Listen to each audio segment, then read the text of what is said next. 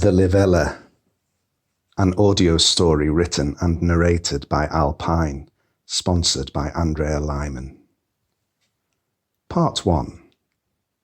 It was during the Age of Libra, when the world was so fair and just, that the Livella thrived on the face of Itlan, their ancient name for earth, from which the name Eden is derived. Fairy folk whose gossamer wings were shed at the autumn equinox, used as cocoons for hibernation and regrown by the spring equinox, the Livella were also possessed of extraordinary powers of healing.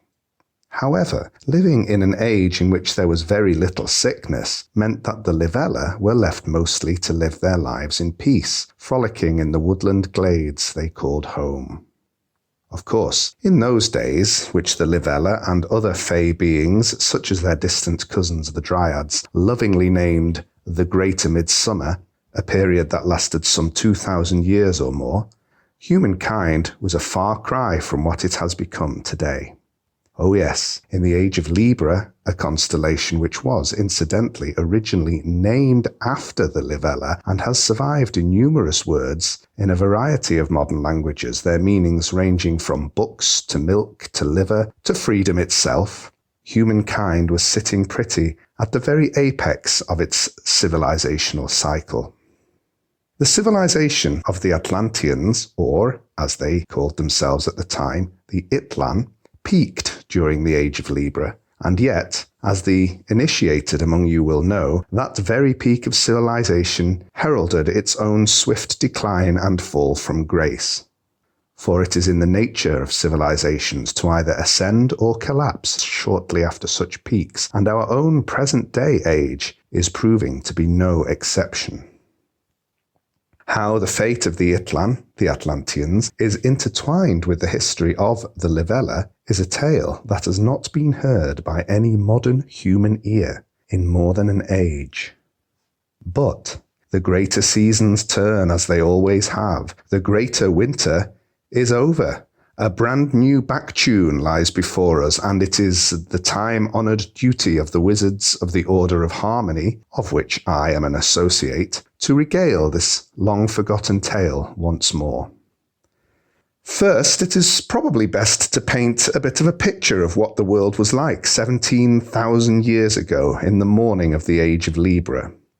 The continents were more or less in the same place, but their outline was much different because the higher latitudes were, of course, still encased in huge ice sheets way bigger than the polar ice caps we see today. This meant that sea level was a lot lower, so there was at least 10% more land area in the middling latitudes in those days, and that made the coastal outline look very different indeed.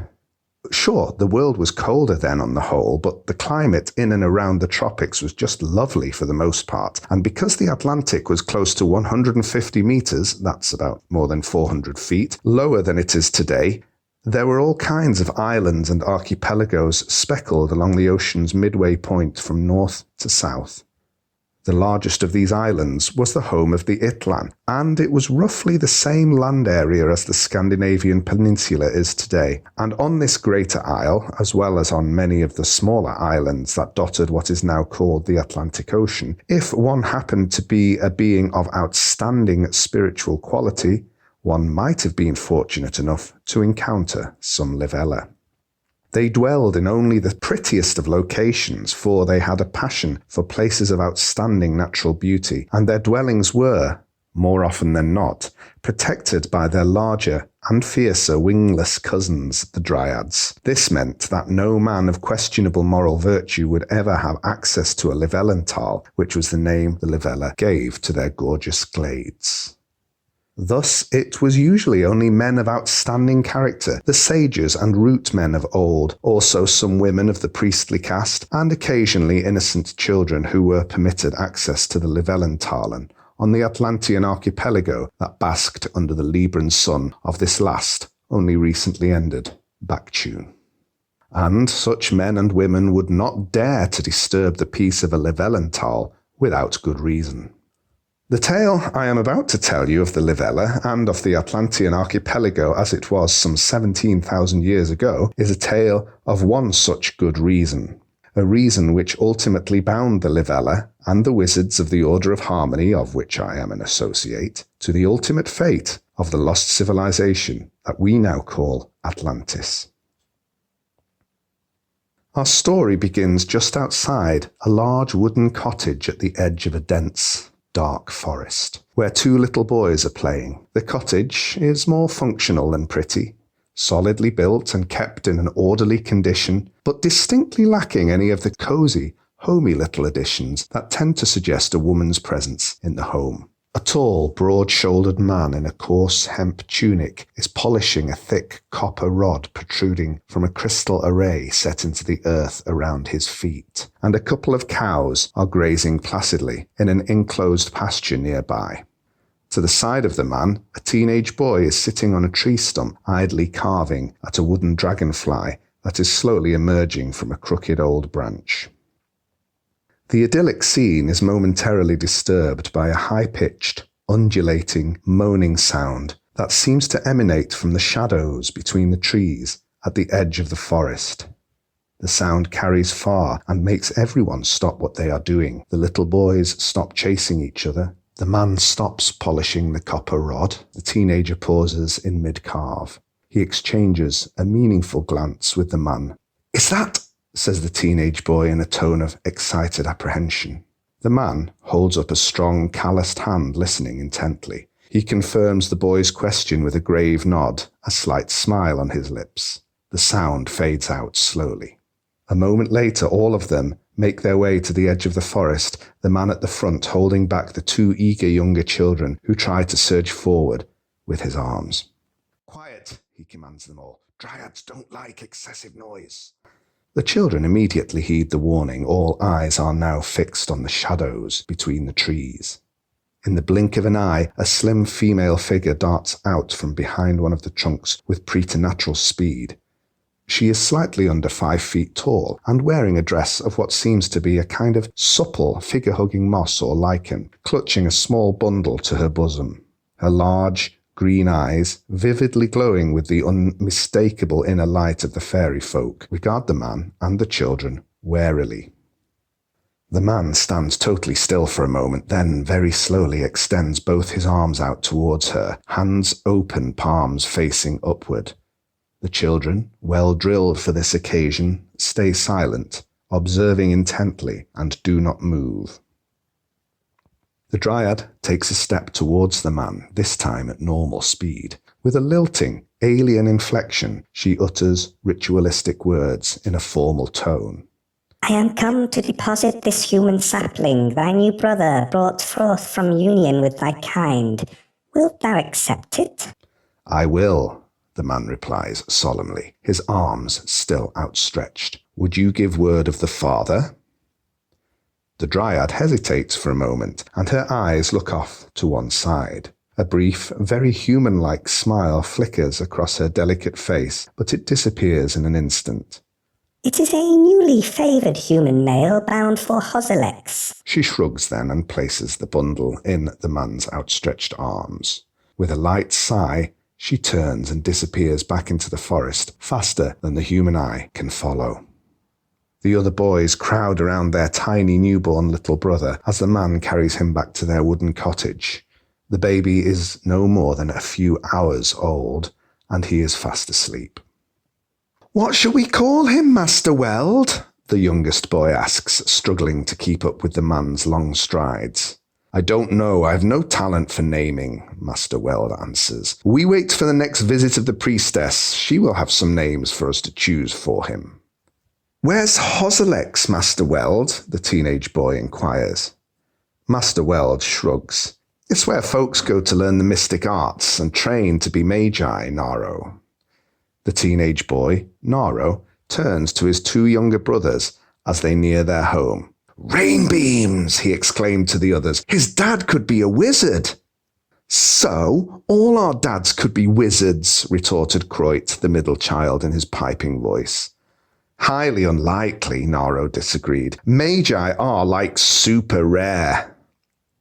We four are all super rare, Naro, said Master Weld with a smile, motioning with his head for the teenage boy to hold the door to the cottage open. All of us, children of the forest, as you will only truly learn to appreciate once you go out into the world. As I keep telling you, we are not the same as other men. Yeah, we know that, Master Weld, said Croit. Does it really take 7 years for a Dryad to grow a baby, Master Weld? Asked Herish, the youngest boy, who was 7 himself. Yes, Master Weld confirmed absently, tucking the newborn baby up in a front room crib that was regularly maintained and cleaned, even though it had not seen any use in 6 years. But does that mean the baby is as old as I am? No, silly, Croit scoffed. He's like 1 day old. He was in a Dryad's belly for 7 years before he was born, like all of us once. So does that mean I'm... Herish broke off for a moment, counting with his fingers. Actually 14? Not really, Croit groaned. Herish ignored him and started dancing round the crib, singing, I'm 14! I'm 14! I'm as old as Naro! I'm as old as Naro! All right then, if you're 14, I'm 18, and Naro is actually 21 already, Croit shot back in an irritated tone. Boys, shush, Master Weld murmured. You'll wake up the little one. Meanwhile, on the far side of the homestead's fenced-off little pasture with its 2 happy and healthy-looking, peacefully grazing cows, a ragged figure crouched unseen in the long, tall grass, peering at the 4 figures disappearing back inside the wooden cottage with the tiny bundle he had just witnessed them accepting at the forest's edge through a metal and glass instrument which in those days was referred to as a hawkeye, but which was basically a telescope. A new infant child of the forest, eh? The emaciated figure murmured to himself, with just a hint of excitement. At last, my inner guides finally serve me some sugar. He lowered his hawkeye and pressed it into a disc's shape before stashing it back into a grubby, voluminous rucksack. Rummaging around the rucksack a little, he withdrew a spherical object, about the size of his doubled fist, wrapped in a fine, crushed velvet cloth of royal purple that seemed extremely incongruous next to his own shabby clothes and the condition of the rucksack itself. Removing the beautiful velvet cloth revealed a crystal sphere set into a golden stand that was fashioned into a tiny serpent wrapped around the lower quarter of the transparent sphere. Swiftly and perfunctorily, the cadaverous-looking man bit into the side of his left hand, drawing a small trickle of blood, which he then smeared, a little around the top of the crystal sphere, and a little more onto his forehead between the eyes. Roosevere calls via Sangrilink, he rasped. Then he lay back in the tall grass, his eyes closed against the cloudless blue heavens, and waited patiently.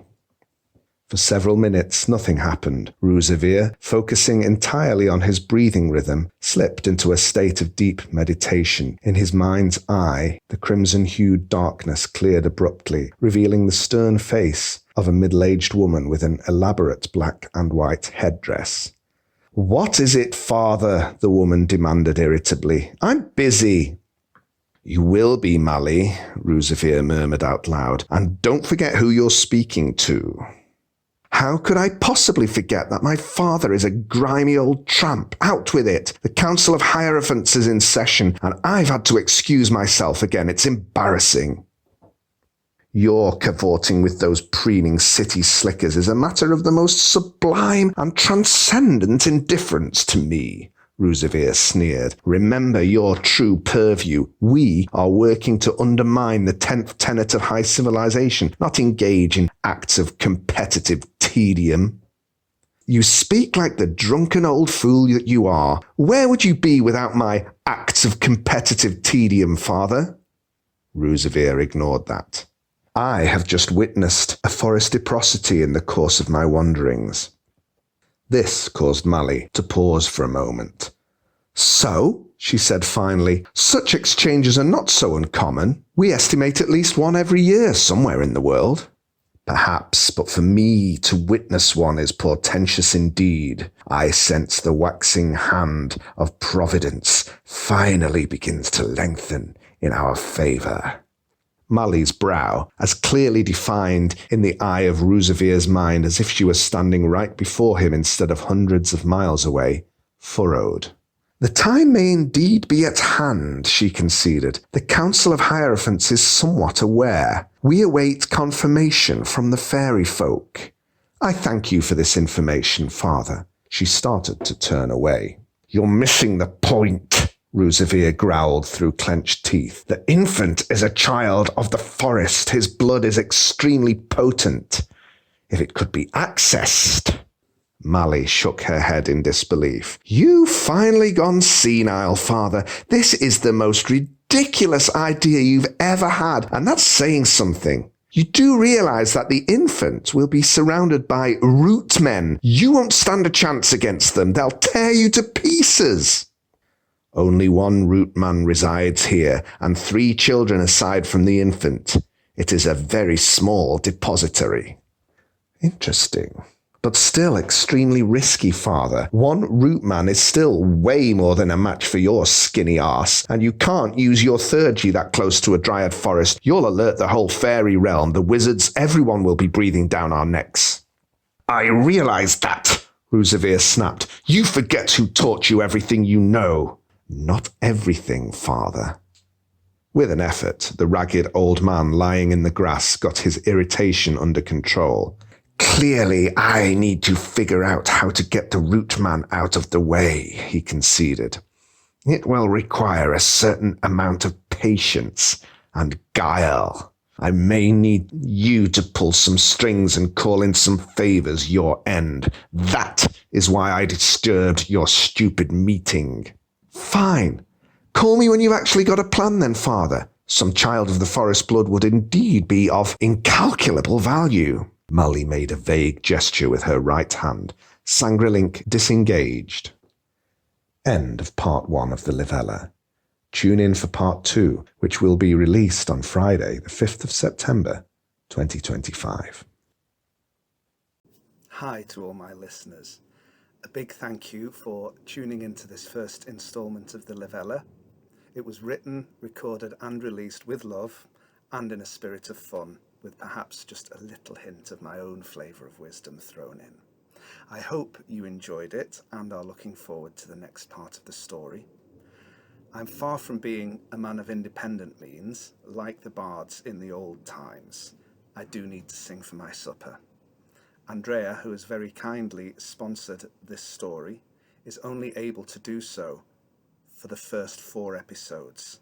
The continuation of this work is therefore only going to be possible through the kind and considerate sponsorship of listeners like your good selves. So I would like to ask that if you do appreciate my artistry in any way and would like to contribute to my ongoing efforts, please consider tipping me just £1, dollar, euro, or whatever the equivalent is in your local currency via the contribution link given in the description box below. Just one small tip like this from listeners every episode helps to free up my time and energy so that I can carry on generating more story to the best of my ability in an optimally low stress, high vibe environment. Thank you.